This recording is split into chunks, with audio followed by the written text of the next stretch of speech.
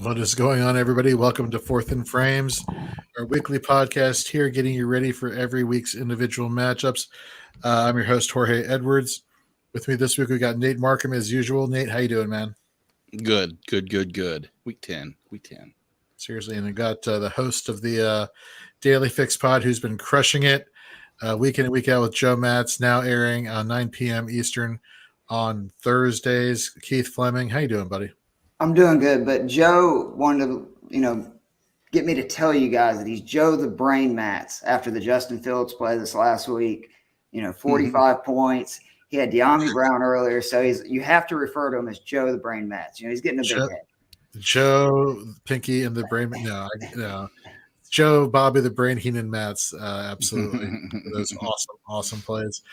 So as we do each and every week, we give you some plays and fades for the week at every position on offense. We cover some news. We're going to do something a little bit different this week. We're going to get a little bit more involved with Underdog Fantasy and give you some introduce you to one of their games. Maybe that'll get you to be a little bit more interested in seeing what they have to offer.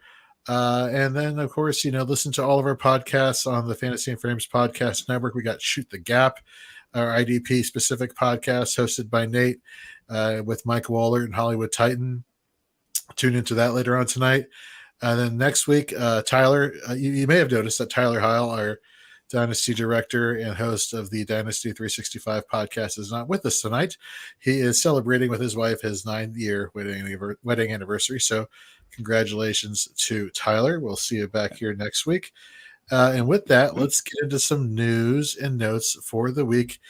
Josh Allen, we saw the hit against the Jets with his elbow. Did not look good. Are they saying it's a UCL injury now? Does anybody have any updates with that? I know there's talk that if he does miss time, Case Keenum is the backup there in Buffalo. Keith, what's our concern level on a scale of 1 to 10 where Josh Allen plays or not plays this week? Are you talking about for the Bills season, or for me as a guy that has him in like every league? Because if you're talking about the latter, I'm extremely worried. He is the main reason any of my teams are good this year in fantasy football leagues. It's a really big deal. Whether he ends up playing through it, which he probably will, that's great. But you can't say that it won't lead to him playing not at the level that he's been playing at. And Stephon Diggs has been tweeting. I don't even know what it is. You know how he is, but it seems like it's good news. So I'm hoping that means that they got, good news back about Allen. But this is the best offense in football, the best quarterback in fantasy. And, Diggs has turned into another elite fantasy player and obviously a receiver and a quarterback. They're tied at the hip. So, this could, go in all different directions and affect tons of teams, tons of leagues. I would be very worried if I was a fantasy owner or a Buffalo Bills fan. Nate, do you think with this injury to Josh Allen, if he doesn't go in case Keenum starts, that maybe the Devin Singletary managers might be in for some reward this week just because he is a volume-based back? Or do you think somebody like a Nyheim Hines is a better play into your flex lineup if you had to put one of those two into your flex spot this week? That could lead into what do we think the Buffalo defense will do against a Minnesota offense? Do we expect them just to roll and be able to run and control the clock? Is that the synopsis? Because I don't know about that either. I think Minnesota's probably thinking, hey, we deserve a little bit of respect for an offense that we have that's capable of not capable of staying pace with the Bills. Let's not get that far yet. But I do think that they'll be a little bit more dangerous as a whole. And Minnesota against the running back position is probably their strength. So that's the one area where I think that maybe, as much as I like to think it's Singletary, I still think we might see the ball passed around a little bit more. And I'm not as 100% certain they go with Josh Allen. That's the crazy, scenario.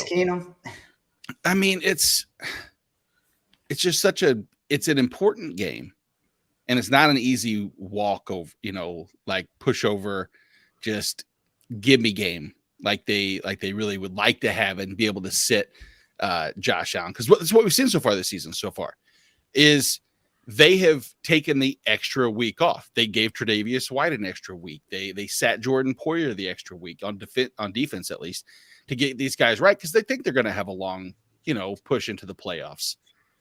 I think that I don't know. If I had to bet, I would say he plays, but I would be a little concerned. Does that change, though, with the Jets win over them, where now the division is not the stranglehold that they had, a week ago? Yeah, absolutely. I mean, I think that if you could be clairvoyant and say, all right, we're going to deal with the Josh Allen elbow injury and we beat the Jets, you know what? We'll let Case Keenum ride against Minnesota. We'll give him the benefit of the doubt. We'll see what happens because after Minnesota, I won't say it gets any easier because you get Cleveland, Detroit, which is not a difficult matchup, but always can be challenging. And then you get New England, the Jets, Miami. There's nothing challenging, though, about the Detroit defense. Nothing about the defense, exactly. But, they're frisky. Yeah. Frisky is a great, adjective. They are. Okay. Wow. I don't even know where to start with that. All right. Fair enough. Let's move on to the next bit of news here. Treylon Burks returning for the Titans. Keith, or Nate, let's go with you this time. Does it really matter? Or is it just King Henry's world and we're all just living in it? Treylon Burks I put that mostly in the news notes because I got a kick out of seeing some of the reactions from people that get Treylon Burks back into your lineup. Do you think last week when they had 0 completions to the wide receiver was a product of a lack of Treylon Burks? Or do you think it's the fact that their passing game is just garbage and it's Derrick Henry? Garbage. It could be a hypothetical, but yeah. Is it C? Was it rhetorical maybe? Yeah, exactly. Yeah, see both. All the above. Yep, that's all you really need to know there until he does something. I mean, you're not putting him in your lineup. That's just crazy talk. Something or someone that maybe you're putting into your lineup going forward is Jaylen Warren, Pittsburgh running back. He's been getting a lot more work lately with the struggles of Najee Harris, who I think we can all agree has been the bust of busts of the running back position, of the running backs taken in the first round of drafts this year. What do we make of this, Keith? Is Warren somebody that for maybe a full PPR could be somebody that you're looking at, or is it again one of these situations like a Treylon Burks where you're just like, nah, not yet? I think because running back position is not nearly as deep as wide receiver. If I have room on my roster, absolutely I'm going to add them and see what happens if it's a PPR league, because you can never have enough running backs and get you 10 to 15 points in a game if you can find them, and he will have an opportunity with that. But if you're asking me, do I think he's going to be somebody you're going to want worth owning? No, personally, I don't. I don't think the Steelers can really run the ball. The offense is not great.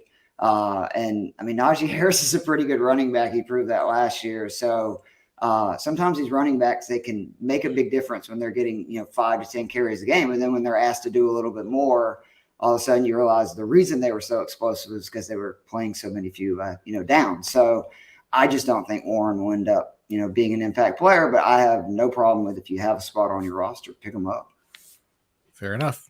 And that was pretty much the news and notes on offense. There's probably a lot more on defense that you'll hear next hour on Shoot the Gap. So with that being said, let's get right into it, folks. Last week we missed week 9 because we were doing our redraft special. So thank you very much all for tuning in, downloading, subscribing to the podcast, as well as going over to our YouTube page and liking that video and subscribing to the YouTube account.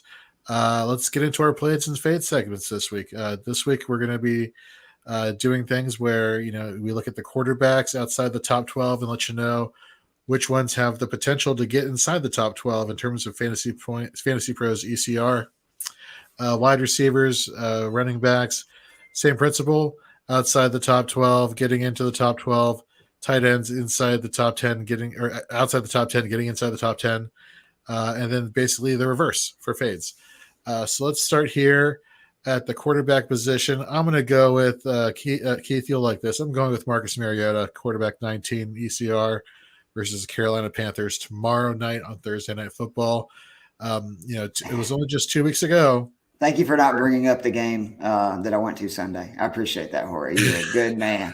I was like, that intro's going to come up at the game that they blew Sunday with Keith in attendance. So you're I'm a good sorry, man. but like what kills me about that game is the fumble recovery by the defensive lineman to run it like 15 yards down the field, only then to fumble the ball back to the offense. That The right same there, ghost tackled, the guy on Sunday that tackled Harry Douglas way back in the 2012 NFC Championship game when he was wide open for a touchdown. Literally just tripped. And we ended up getting stopped on the 7 and go to the Super Bowl. Same deal. So apparently there's ghosts in Mercedes-Benz, probably fans that were tortured for 40 years rooting for the Falcons, just, doing pranks on the team. but I gotta go down to Atlanta and go to a game with you because I do like Would what love I'm it. hearing about Mercedes-Benz Stadium. But anyhow, going back to Sorry, yeah. this game, which will be in Carolina. Mariota, the last time they played the Panthers, which was 2 weeks ago, put up 253 yards passing, 43 rushing, 3 touchdowns, got you 24.4 fantasy points. In that week since, the Panthers have just gotten better in allowing more points to the quarterback position with 20.8. Getting onto the matchup here in terms of a defensive perspective, since week 6, so the past month, basically, the defensive line for the Carolina Panthers has only tallied 3 sacks. That's not really awesome. And Nate, you'll appreciate this. The cog in the wheel when it comes to defensive line production and pressures and sacks and what have you. It starts and ends with Brian Burns, who's been putting offensive linemen on notice all season long. Last month he had 12 total pressures. That's ridiculous. The next defensive lineman who had the highest amount of pressures was Yetur Gross-Matos, who had 4. But he's not really a pass rusher, as he is more of like a run stopper. And so, you have a situation where you have the pressure coming from Brian Burns, but Mariota, he's nimble. He can get away from pressure. And we saw these two teams put up a great matchup last week. Now, I know the narrative. It's Thursday night football. Games always suck on Thursday night. And I'm not saying it's not true. I'm not saying that there's not some validity to that fact. What I do think, though, is that the rushing upside for Mariota is there. This is, again, 2 bad teams going at each other, with the exception of Justin Herbert last week, who only put up 13 fantasy points. Granted, he was missing every single piece of offensive weaponry he has on the Chargers. Every quarterback for the past month had been having career performances against the Panthers. So, no, I'm sorry, I said that backwards. Forget what I just said right there.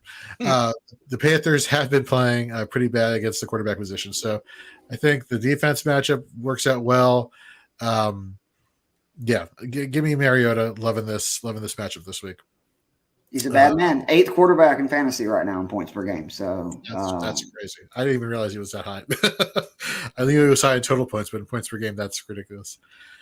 Speaking of points per game, let's go to my next play. Look, I love it. Do it, Jorge. I love this play. I was going to make an allusion to Let's Ride. I just couldn't even thinking about it. Bronco. But you know what? Yeah.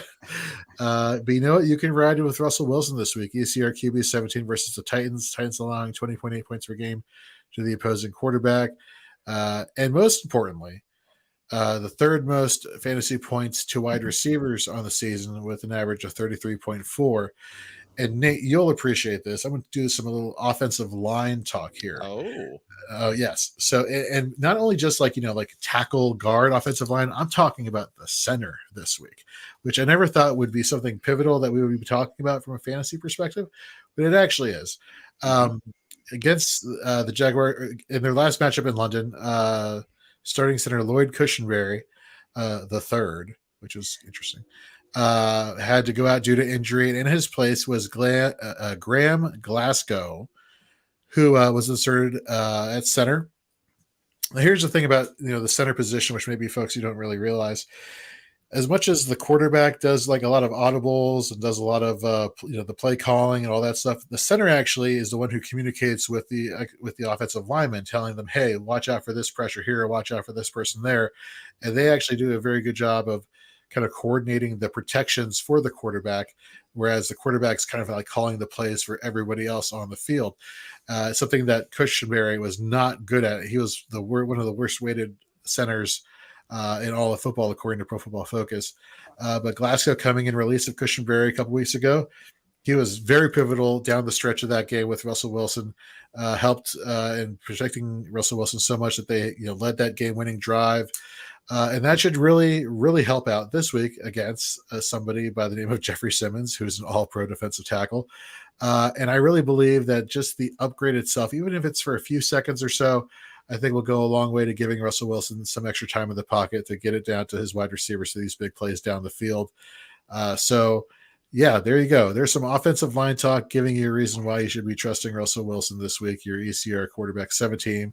I think he gets you good mid QB1 numbers this week against the Tennessee Titans. And of course, we talk about the Titans, we talk about wide receivers. I have to make Joe the Brain Matz, the topic here. He called it De'Ami Brown of the Washington Commanders a few weeks ago.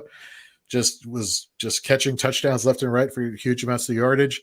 No reason why these wide receivers for the Denver Broncos can't do the same. Therefore, giving Russell Wilson a high floor for fantasy this week. Quarterbacks 2 catches, 105 yards and a touchdown on just 4 targets. The Titans give up a lot of big plays. I love Judy this week with Wilson. I think Wilson is a great play and a great stack with Judy this week for DFS for sure. Nice. And of course, you'll hear more about that on the Daily Fix Pod tomorrow, Thursday at 9 p.m. Eastern, over on our Facebook, Twitter, and YouTube pages, and on podcast form on Friday at 8 a.m. for your drive into work in the morning. Quarterback that I'm fading, we talked about him a little bit, or Nate, you brought him up a little bit when talking about the Minnesota Vikings a few minutes ago. I'm fading Kirk Cousins versus the Buffalo Bills. I expect this to be a very low-scoring affair. The Bills, in terms of pass rushing, rank second in the league overall, according to Pro Football Focus. They allowed the third fewest points to opposing quarterbacks. When you're looking at plays, when under pressure, Kirk Cousins is the QB 15 in turnover-worthy plays, so he doesn't exactly handle pressure well. And last I checked, the Buffalo Bills have a pair of edge rushers that do really well at applying the pressure. But more so, what really gets to me about this matchup here is the interior offensive lineman last week. Ezra Cleveland, going against the Washington interior defensive line last week, gave up 9 total pressures last week alone. Just not 9. Like, some people have gone throughout the season so far and have given up 9. This dude did it all in one game. So, the offensive tackles for the Minnesota Vikings, Christian Darrisaw and Brian O'Neill, have been playing lights out. The tackles, in terms of them giving up pressures to opposing defensive linemen, have been great. They've been great at not doing that, rather.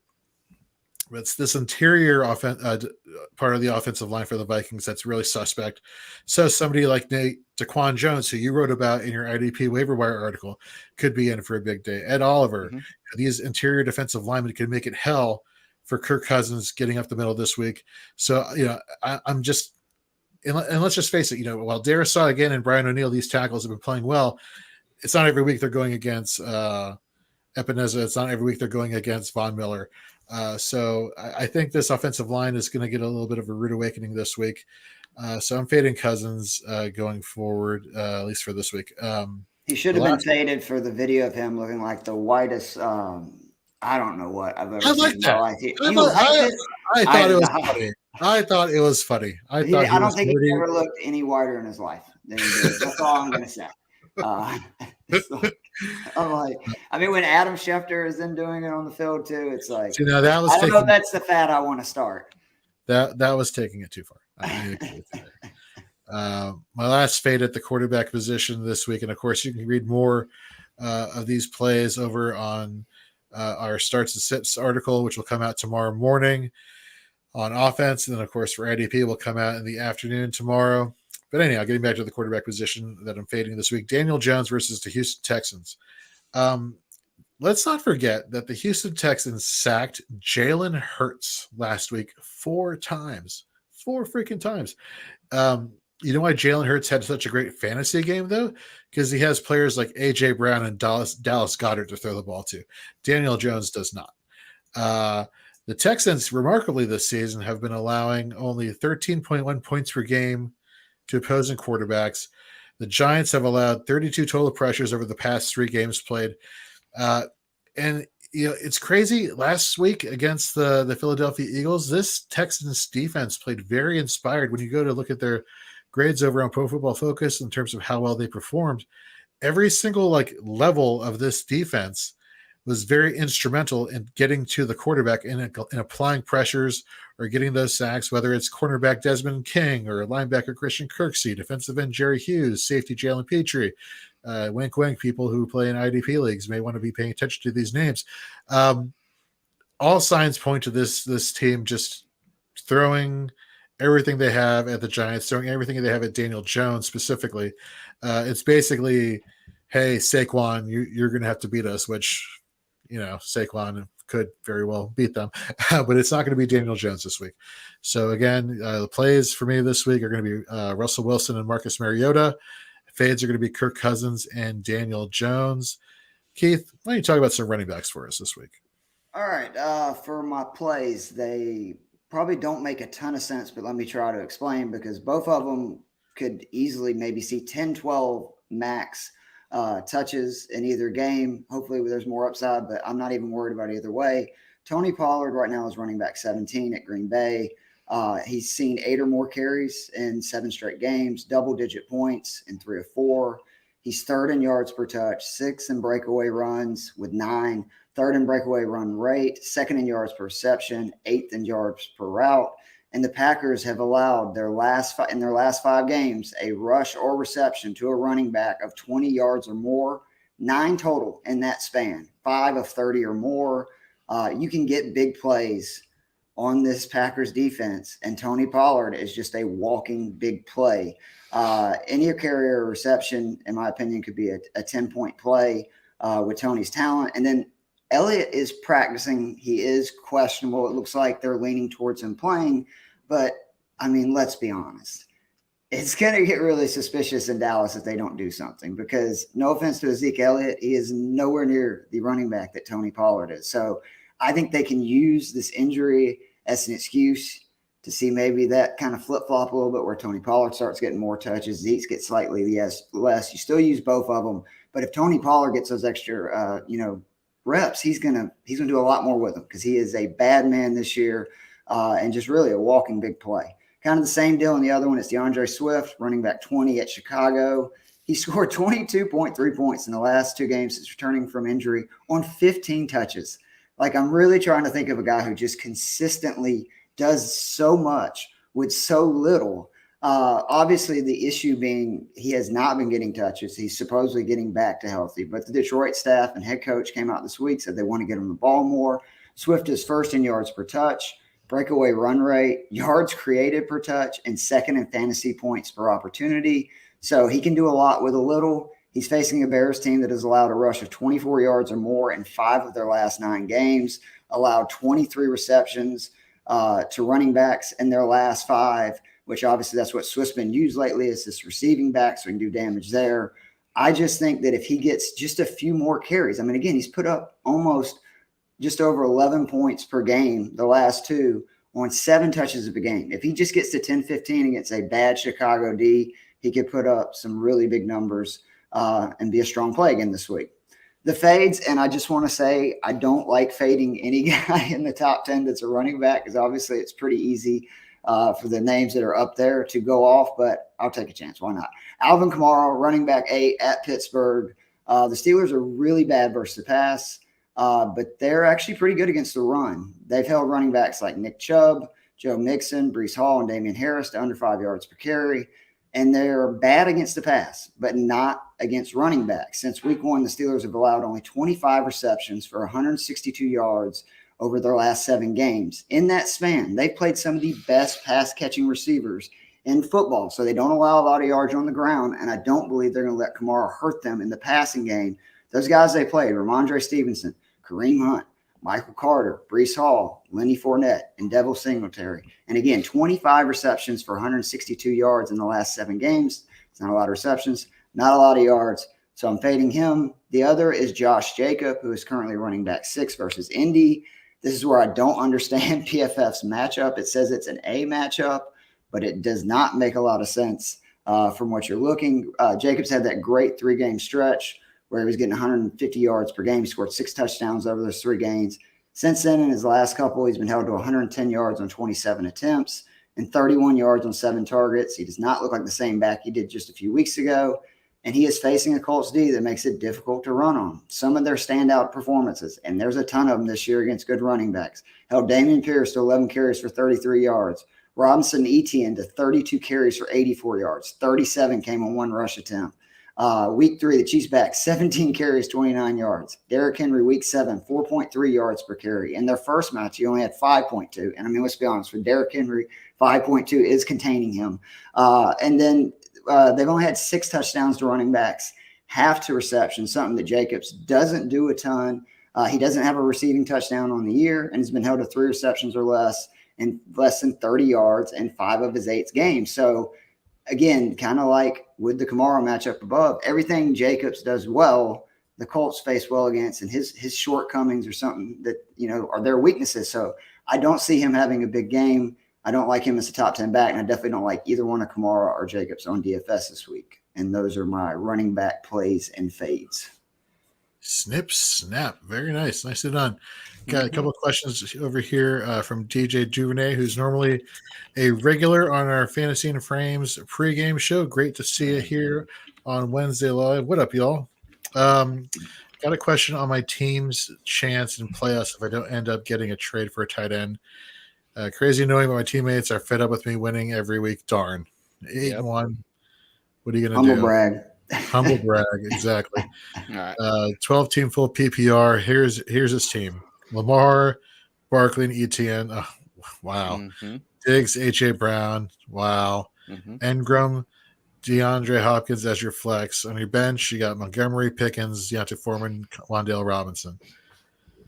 Let's see here. He said he tried a trade and got denied for Dulcich and offered Foreman when this man had Kelsey and a starting running backs are Hunt and Singletary. Okay. Mm-hmm. Not a lot of tight end options on the waiver wire, and he doesn't see that changing. Deep loaded question. Yes, you are correct. I don't see the question though. What is the? I just wondering if there's any tight ends. Go get Dalton Schultz. I bet you get Schultz for Foreman or one of those guys, depending on the roster. He's disappointed, so his owner's probably not happy with him. And with Dak back, I think Schultz is going to feast the second half of the season. I think he's had 6 receptions in both the games since Dak's been back. I mean, he's his second favorite target behind CD. And again, I mean, depending on what the roster the guy has, I don't see him being in love with him to where you have enough players that you're not even using that you might get entice them to pick, somebody like Schultz up. And they've already had their bye too. Mm-hmm. I like Dulcich. You may or may not be hearing me talk about him, write about him this week specifically. That sucks though that he wouldn't give you that when you offered Foreman. That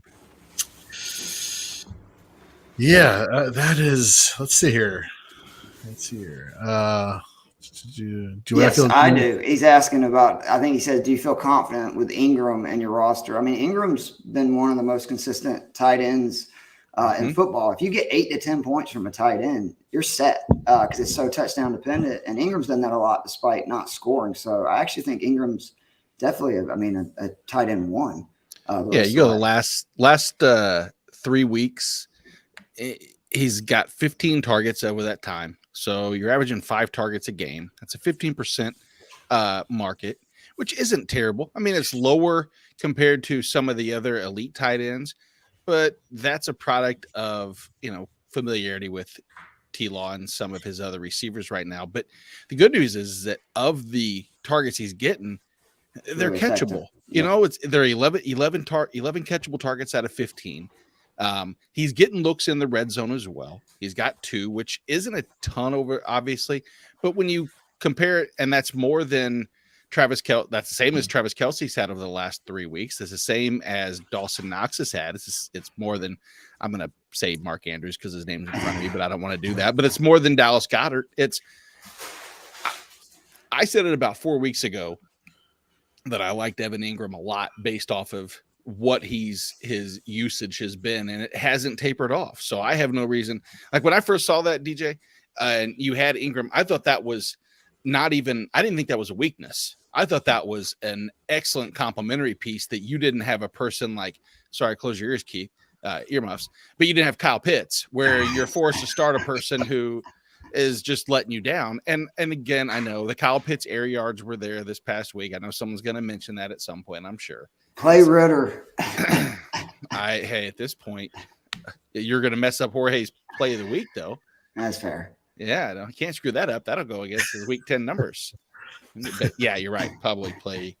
I'm excited to see Ritter. So, DJ, if what you're saying is basically you're just asking if even if I don't get a trade done, do you feel confident with Ingram in my roster going into the playoffs? Yeah, I would feel confident with your receivers with no tight end. That's exactly what I was about to say. Exactly. That's exactly what I was about to say. Yeah, I think you're doing just fine, man. Keep firing away. Thanks for tuning in. Appreciate it. Yeah, buddy. Speaking of tuning in and appreciating things, I appreciate money. I think money's awesome. I like winning money, and I like winning money when the questions are, doing prop bets for football. I like them when the questions are somewhat easy. I hear, easy money is a fun thing. And if you head over to underdogfantasy.com or download the Underdog Fantasy app, wherever it is, whether it's the Apple Store, Google Store, or whatever store you get your apps from, honestly, this is probably one of the most fun apps to play for fantasy football. You could do it for basketball, baseball. Well, obviously not baseball anymore, but basketball now, for hockey. A lot of great, games you could do there. And each week now, going forward for the rest of the season, we're going to do a game which is called Rivals. And we're going to do it, obviously, for football, where it's basically pitting one player against each other. And we're going to say who's going to get the more passing yards, for example, or receiving yards or rushing yards or so on and so forth between players. And so let's just, have me share the screen right now. And of course, I'll tell you all what it is showing who are looking on or listening to the pod. So our rival this week, this is going to be a Thursday night football matchup. And so the question here is, and we'll start with Keith, because this is going to obviously impact him a lot. Passing yards. Who do you think passing yards is going to score or get you more passing yards? Marcus Mariota or PJ Walker this week? Well, there's also a spread, it looks like. Well, I was going to say, I did a parlay. Jorge, if you want me to, I'll go over it real quick, like actually on the app. All right, so Marcus Mariota, higher or lower than 30.5 rushing yards. He's rushed for more than 30 yards in 5 of their games so far this season, so a little bit more than half, obviously. He had, I think it was almost 50 yards against this defense just 2 weeks ago. And, as Jorge was saying, they're not getting a ton of sacks lately. So that may mean that Mariota can roll out and get some rushing yards. So 30.5, I took the over there. Deontay Foreman, higher than 55.5 rushing yards. I also took the over there. He had 119 last time. I understand a lot of it was on one big run. But have you seen PJ Walker play? Have you seen Baker Mayfield, who is the backup play? They're going to give Foreman plenty of touches in that game because anytime the Panthers don't have to throw a ball, it's a good thing. I think he can pick up 55.5 yards on my Falcons. Everybody else does. And then give me the Cordell Patterson touchdown. It's higher. It's just 0.5, so he just needs to score 1. Last week was a perfect example of why I tell people if Patterson is playing and he's healthy, put him in every week. They get the ball on the 1, and I mean, literally the other backs, they got them down the last 35 yards. What do? They bring Cordell Patterson immediately in. He runs in from the 1 yard. Touchdown, he actually had the least yards per carry of the 3 backs, but he got all the carries inside the 5, which was 4 of them. So Cordell Patterson, over half a touchdown, and that is a $5 bet that I did to win. I believe it's like 75 if all 3 hit. All right. So, Nate, what about you? Mariota, PJ Walker with a 19.5 point spread for Mariota. Oh, for against Atlanta's secondary with Carolina injuries. No. I'm taking PJ Walker against Atlanta's secondary. That if I'm picking a one area, an exploitable area, it's definitely the Falcons secondary, and Mariota doesn't have a need to pass, especially if it's, a 19.5 spread. I think seems low. Maybe it's a catch. Maybe I don't know why, but yeah, I'm leaning heavy PJ Walker's direction. Receiving yards, I'll get to Terrace Marshall in a little bit as far as why I would potentially lean, but I think I'd take Drake London still in this in the total receiving yards, just because the market share, the target share, leaning Drake London's way. I still think it's a DJ Moore led team for Carolina. You like that Marshall over 3 receptions, though, right? Because that's one of the plays on there too. Yeah, I just don't see him. I only see what's on the screen right now. I can't. I don't. Well, I know you said that you like both. I just, there are other plays with Marshall, even if you like London better. Because I mean, you think he's gonna have a good game. Gotcha. Unfortunately, Missouri is not an underdog state, so I don't even have it. So I can't look and see what's on there. So it's like communist Russia. I just petition to let Jorge and our friends and family know that I would, if you want to win some money on our predictions, that's what I would go. And receiving yards between DJ Moore and Olamide Zaccheaus, I mean, that 38.5, though, is a lot. Shit, there's a chance that DJ Moore might not barely get over 38.5. I'll take Zaccheaus plus 38.5 on that one. That's tricky one. That's probably the only one that I don't like as far as the 3 options given. All right, so Nate, you're going Walker, London, Zaccheaus. Keith, for these options right here on the screen, who are you going? Give me Walker. I'll take Walker, London, and Moore. All right. You heard it there, folks. And again, every week we'll be doing a Thursday Night Football Rivals matchup here. So, head over to Underdog Fantasy, sign up, use the promo code FRAMES, get a 100% match up to $100. I picked, for example, Mariota, London, Moore in mine. I put in, $20. The payout was going to be $120. So there are different combinations, different multipliers you can play. But definitely listen to Nate, listen to Keith. Obviously, these guys are professionals when it comes to fantasy. I wouldn't go that far, but I consider myself really smart, if that counts. But I don't know if I call myself professional. These guys are very smart. So there you go. So tune in for that. And we got another question here or comment. It's not often that we do brags here. Tend to be pretty humble, but this comment here, he says, appreciate the feedback. Your channel is the big reason I'm doing great this year. I'm new to YouTube and fantasy. So blessed to found you all. Great stuff you guys do. You know what? It's comments like that make us motivated to keep doing what we're doing and to, love doing what we're doing. And we really appreciate the feedback here. He also asks, he has Lamar on a bye. I picked up Danny Dimes. Well, if you had tuned in a few minutes ago, you would have heard that I'm not exactly personally high on Daniel Jones this week against Houston. Other options are Garoppolo and Brissett. I have Jones over both of them. But I did too, just because of his rushing ability. So, I think he did the best of those 3 options for sure. Yep. There we go. All right, let's get into now going back into our plays and fades. Let's get into wide receiver. Nate, who you got for us this week? Yeah, to get a little deeper, we just talked about Terrace Marshall earlier, and I hate to say, Keith, this is not an attack at the Falcons. Actually, you know what? It is, because you would do the same thing. You're not that biased or non-biased. We're terrible. The secondary is not good, and then you take away the potential in AJ Terrell being there with the hammy. Casey Hayward's out. Falcons defense is, as far as like DVOA, drop back, yards allowed, it's everything leans towards the bottom 2 or 3 in the league. Nate, we've had 8 wide receivers that were top 10 for the week against this Falcons secondary. 8. We've only played 9 games, and 8 wide receivers to finish the week as a top 10 wide receiver that week in fantasy. We're terrible. And what's ironic about that is that the Falcons, despite being so bad against that, the last 4 weeks, they have given up 10 red zone targets to wide receivers. Of those 10 red zone targets, 0 red zone touchdowns. Now, I'm not going to say that's a regressive statistic, but I believe that is a statistic that could go against them. And who would be the beneficiary of that? Probably Terrace Marshall, who's had 3 end zone looks just last week. If you look at red zone targets, Terrace Marshall, since Robbie Anderson's been gone,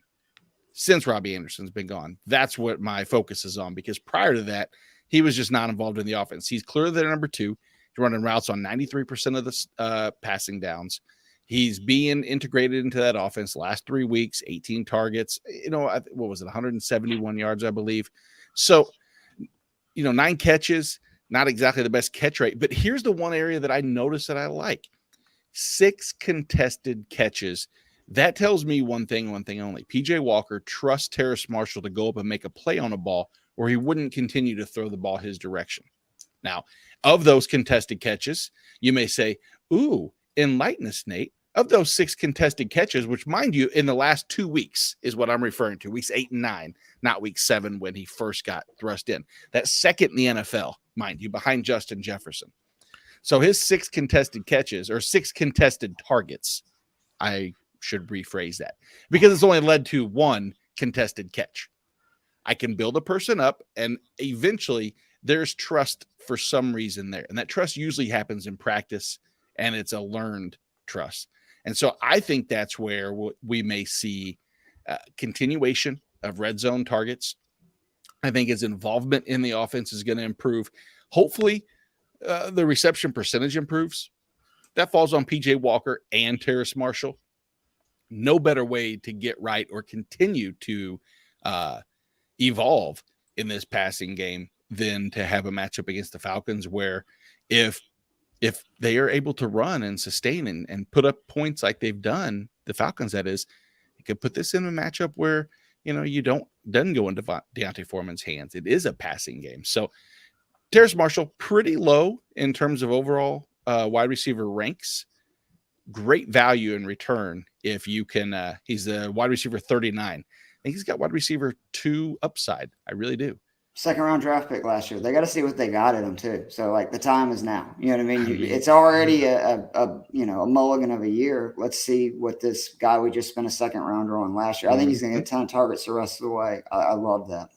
Yeah, I don't think he was garbage. I mean, it was the whole situation. What were you saying, Jorge?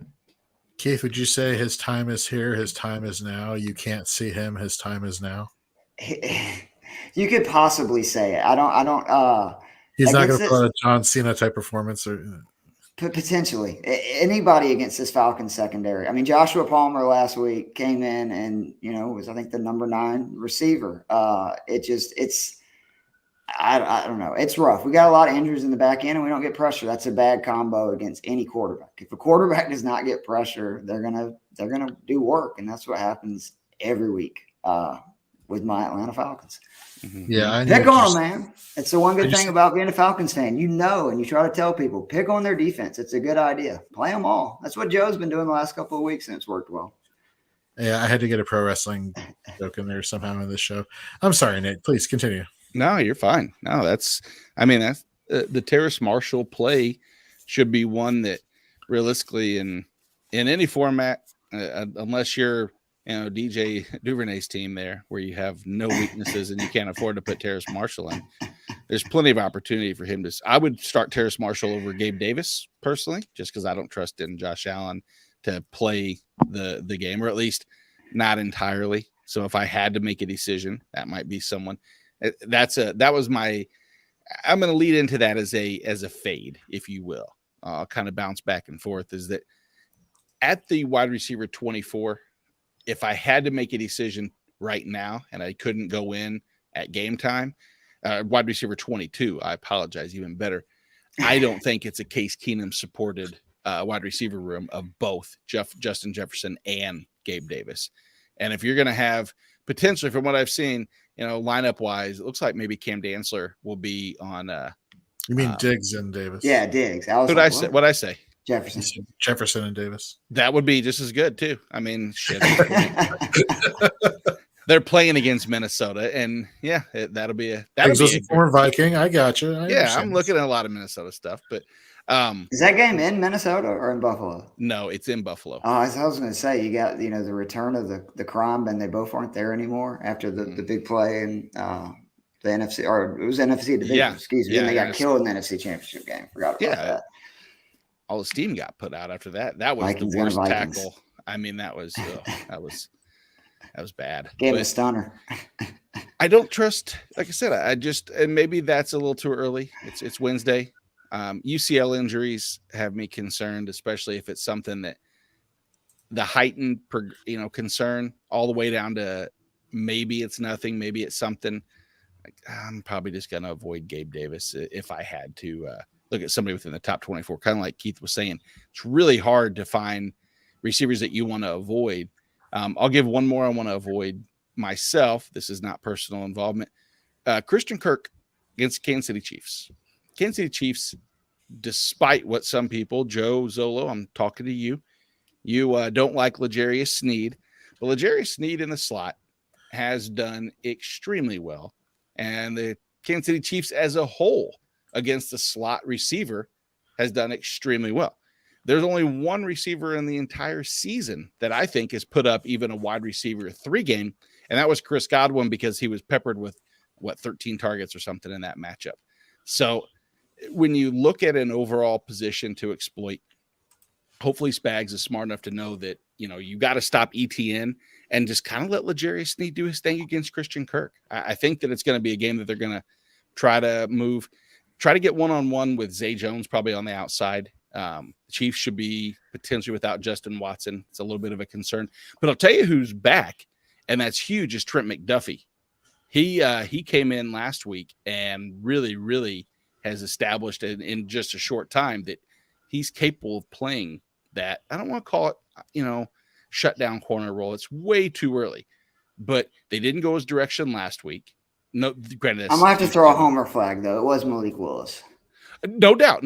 But at the same, I won't even try to go anymore. It was terrible. It was garbage. But Trent, he's a good player. He's a great talented player. I'm excited to see what he's going to do. And if you're going to exploit something, it's probably going to be on the outside with Zay Jones.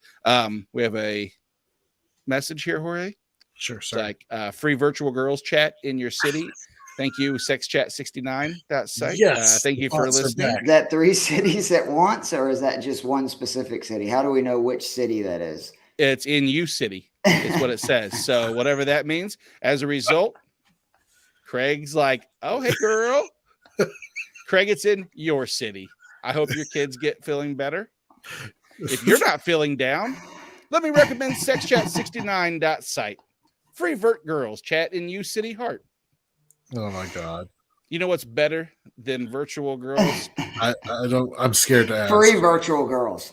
Yeah, exactly. The opportunity of Michael Pittman getting Matt Ryan back. Please, did you ever expect to say that you're hoping Matt Ryan gets re-implemented into an offense?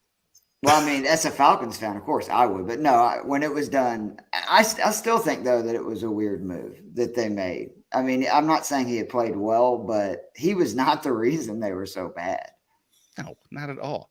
But I love the matchup against the Raiders.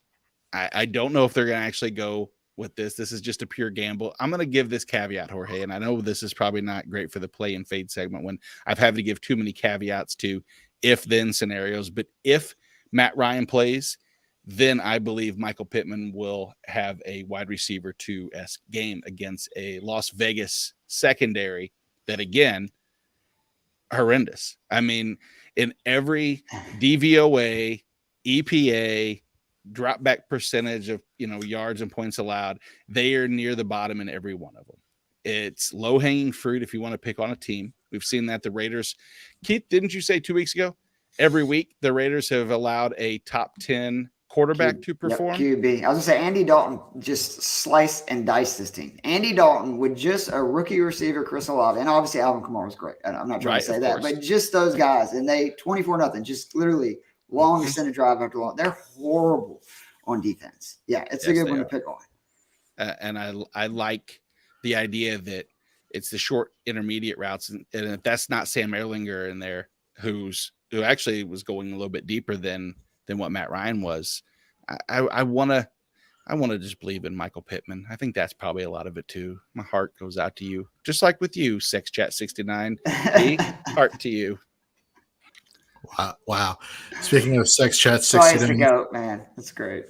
Yeah. Speaking of SexChat69, let's move to some tight ends. Okay, to round out the show, shall we? That's very good. There's a Trent. Thank you. Let's mention him a little bit earlier. Greg Dulcich, Broncos tight end. He is, technically the ECR tight end to do 7. So a little bit of cheating here. But when I looked at his rostership percentages, he's rostered on 38% in Yahoo, 29 in ESPN, 55 in Sleeper. So for the majority, he's kind of flying under the radar for a lot of you out there. Mhm. His past 3 games, week 6 versus the Chargers, he finished as the tight end 9 with 11.4 points and half PPR scoring. Week 7 versus the Jets, tight end 12 with 8.1. Week 8 versus the Jags, tight end 8 with 10.7. In all of those games combined, he has a 12.6 yards per target. In the matchups he faced in those weeks, a la the Chargers and the Jaguars, who have very suspect defenses like the Titans this week, he was targeted 16 yards per target. The Titans allow the 6th most points to the tight end position. Russell Wilson and him just have a rapport. They're building the rapport. It's evident in the past 3 games played. And like I said earlier, Russell Wilson is one of my starts at the quarterback position for a week. And we know how suspect the secondary is for the Titans. So give me some Greg Dulcich this week as a tight end.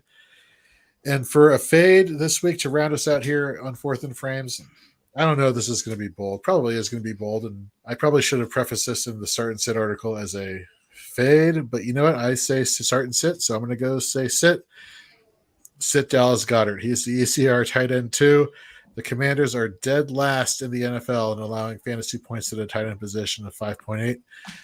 The secondary has been playing somewhat better as of late. The linebacking core has been playing somewhat better. Not Nate, but Jamin Davis actually has been playing better and better each and every week. Look, do I expect the Commanders to be eviscerated on Monday Night Football? Yes. Do I expect the Monday Night Massacre like with Michael Vick years ago? No. Do I expect Jalen Hurts to have a big night? Yes. But do I expect the ball to go through Dallas Goedert? No. I see this being a big wide receiver heavy game for the Philadelphia Eagles and not so much the tight end. So I'm saying, you know what? I'm saying sit Dallas Goedert this week, put in Greg Dulcich instead. I think you'll see a better turnaround in terms of fantasy point production. And let's see, we got Craig here back in the chat on YouTube. I'm still trying to find U City on a map. Wow, the sex bots have taken over Fourth and Frames. That is fantastic. Mm-hmm. And let's see, we have another question from DJ Junior. We'll hit a couple more of these questions and we'll go for the evening. He says, is it smart to eye in too heavy into playoff schedules for his roster at this point in the season? Keith, what are your thoughts there? Is it too soon for that, or should you be thinking about the playoffs at this point? I mean, if you want to rub it in that I don't really have any teams that look like they're making the playoffs this year, it's one thing, Jorge. No, definitely. I think you always have to be keeping an eye out for the playoffs, but I try to win every game because normally there's buys at stake and other things. And I mean, fantasy football is random. Like, as much as we love to act like it's not, it's a lot like poker that you can do everything right and just, have a bad week, or either the team against you just, you run into a buzzsaw. So I just try to win every game in front of me and try to, have as least amount of games in the playoffs I have to win as possible moving forward. So I would rather make sure I won, the next few weeks and maybe had a little bit less of a player for the playoffs and get a bye than vice versa. Fair enough. All right. Well, that's going to round us out here in Fourth and Frames. I want to thank Keith from the Daily Fix podcast, who you can see tomorrow live on YouTube, Facebook, and Twitter at 9 p.m. Eastern. Nate Markham, you have Shoot the Gap in a few minutes here with Mike Wohlert and Hollywood Titan. Tyler Heil will be back next week with our new co-host for Dynasty 365, Billy Mustafa from the UK. Him and Tyler are going to be tag teaming that pod going forward. So very excited for that. So for Nate, for Keith, I'm Jorge. Thank you very much for tuning in to Fourth and Frames. Dogs. Hollywood Titan's going to love that next hour. Thanks. Uh-huh. Later, folks. See you guys.